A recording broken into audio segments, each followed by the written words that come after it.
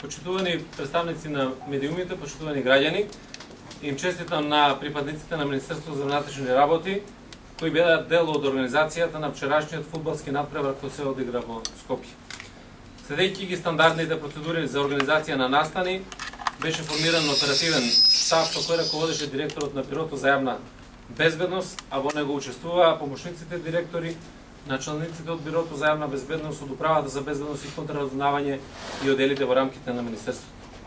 Оценка на штабот, а врз основа на претходно направени планови, беа превземени мерки и активности за одржување на стабилна безбедносна состојба, јавен ред и мир, како и да се гарантира безбедноста на учесниците на надпреварот, представниците на УЕФА, навивачите и граѓаните. Оценката која утрово ја добив од штабот е дека деновиве пред одржувањето на надпреварот и денот на надпреварот, безбедноста на граѓаните и сите учесници не била загрозена и не се регистрирани сериозни нарушувања на јавниот ред и мир.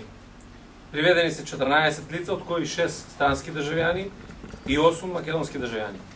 Еден странски државјанин не повикан да даде исказ пред јавен обвинител, бидејќи бил купувач на билет во случај на препродажба на билети. Регистрирани се следниве случаи. 3 случаи на препродавање на билети за суперкупот од страна на 3 странски државјани, 2 англиски и 1 српски државјанин и 2 македонски државјани за кои во текот на денешниот ден ќе бидат поднесени кривични пријави за сторено кривично дело недозволена трговија, став 2 од кривичниот закон. Продажба на шалови со надписи на наведените екипи од страна на 2 македонски државјани, против кои им е издаден записник за прекршок по закон за трговија. Спречување на службено лице во вршење на службено дејствие од вработен во Агенцијата за разузнавање. И извршена тешка кражба на дрзок начин над британски државјанин од страна на непознат таксист, при што му се одземени 400 евра и златен ланец, и за тоа се преземаат мерки за пронаоѓање на сторителот и поднесување на соодветната пријава. Истовремено дозволете да ве известам и дека владата на Република Македонија ги превзеде сите активности во нејзина надлежност за исполнување на барањата на УЕФА, кои согласно договорот требаше да се исполнат до 23 јули. А владата вложи дополнителни напори и сите пречки со кои се соочивме на стартот беа отстранети до 20 јули.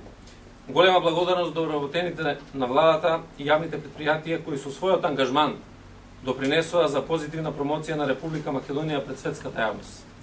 Упатувам и голема благодарност за одличната соработка со ФФМ и УЕФА, со кои постојано комунициравме во интерес на одличната организација на овој настан. И на крајот благодарност и до медиумите за соработката и почитувањето на правилата кои беа пропишани од УЕФА. Благодарам.